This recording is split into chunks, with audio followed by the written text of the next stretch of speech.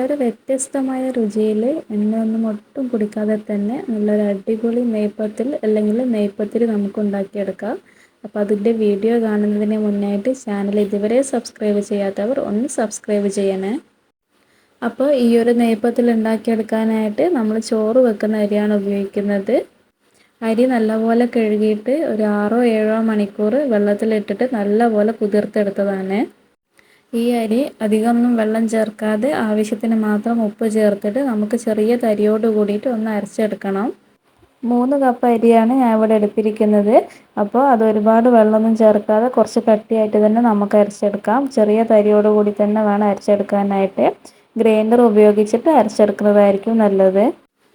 അരി അരച്ചെടുത്ത ശേഷം നമുക്ക് ഇതിലേക്ക് വേണ്ട ഒരു മസാല തയ്യാറാക്കിയെടുക്കാം. അപ്പോൾ അതിനായിട്ട് 1 കപ്പ് തേങ്ങ ചിരവിയത് ഒരു മിക്സിയുടെ ജാറിലേക്ക് ചേർത്ത് കൊടുക്കുന്നുണ്ട്. അതിനുശേഷം 1 ടേബിൾ സ്പൂൺ ചെറിയ ജീരകം ചേർത്ത് കൊടുക്കാം. അതിൻ്റെ കൂടെ ഒരു 10-12 ചെറിയ ഉള്ളി കൂടി ചേർത്ത് കൊടുക്കാം. അടുത്തതായിട്ട് ചെറിയൊരു എരിവിന് വേണ്ടിയിട്ട് 2 പച്ചമുളക് ചേർത്ത് കൊടുക്കുന്നുണ്ട്.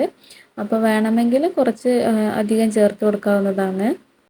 ഇനി ഇതിലേക്ക് കുറച്ച് കറിവേപ്പില ചേർത്ത് കൊടുക്കാം. അതേപോലെ തന്നെ ഒരു കൈ നിറയെ മല്ലിയില ചേർത്ത് കൊടുക്കാം. മല്ലിയില ഇതിലേക്ക് നല്ല ടേസ്റ്റാണ്. അപ്പോൾ ഇത് കുറച്ചധികം ചേർത്ത് കൊടുത്താലും കുഴപ്പമൊന്നുമില്ല. ഇനി നമുക്ക് ഇതെല്ലാം കൂടി ഒന്ന് അരച്ചെടുക്കണം. നമ്മൾ ചമ്മന്തിയൊക്കെ ഒന്ന് അരച്ചെടുക്കുന്ന ആ ഒരു പരുവത്തിൽ നമുക്കിതൊന്ന് അരച്ചെടുക്കാം.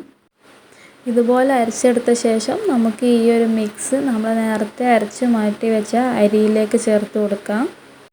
അതിന് മുന്നായിട്ട് നമുക്ക് അരച്ച് വെച്ച അരിയിലേക്ക് ഒരു 4 ടേബിൾ സ്പൂൺ മൈദപ്പൊടി ചേർത്ത് കൊടുക്കാം. അല്ലെങ്കിൽ അരിപ്പൊടിയോ ചേർത്ത് കൊടുക്കാം.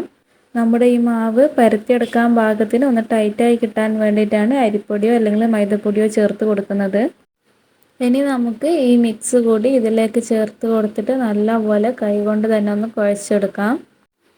ഇതുപോലെ എല്ലായിടത്തും എത്തുന്ന രീതിയിൽ കൈകൊണ്ട് തന്നെ നല്ലപോലെ ഇതൊന്ന് കുഴച്ചെടുക്കാം.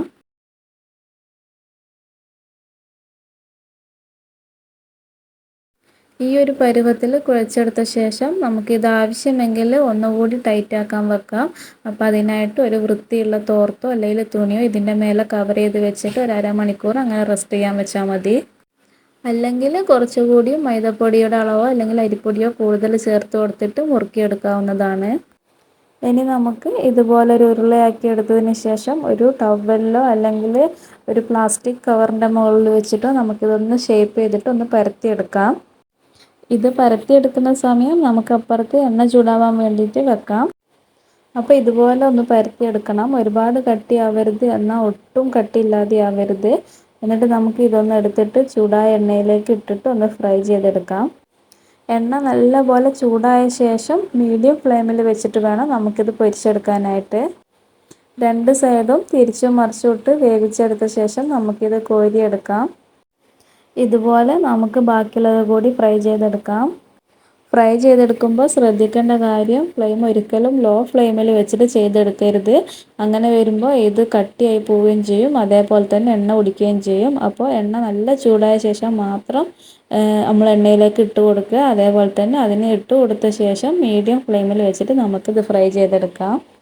നല്ല അടിപൊളി നെയ്പ്പത്തിൽ റെഡി ആയിട്ടുണ്ട്. നല്ല സോഫ്റ്റാണ്, അതേപോലെ തന്നെ കഴിക്കാൻ നല്ല ടേസ്റ്റാണ്. നമ്മൾ സാധാരണ നെയ്പ്പത്തിൽ നിന്നും കുറച്ച് വ്യത്യസ്തമായിട്ടാണ് ഉള്ളത്. അപ്പോൾ ഇതെല്ലാവരും ഒന്ന് ട്രൈ ചെയ്ത് നോക്കുക. അതേപോലെ തന്നെ വീഡിയോ ഇഷ്ടമായാൽ ലൈക്ക് ചെയ്യുക, ഷെയർ ചെയ്യുക, ചാനലൊന്ന് സബ്സ്ക്രൈബ് ചെയ്ത് സപ്പോർട്ട് കൂടി ചെയ്യണേ.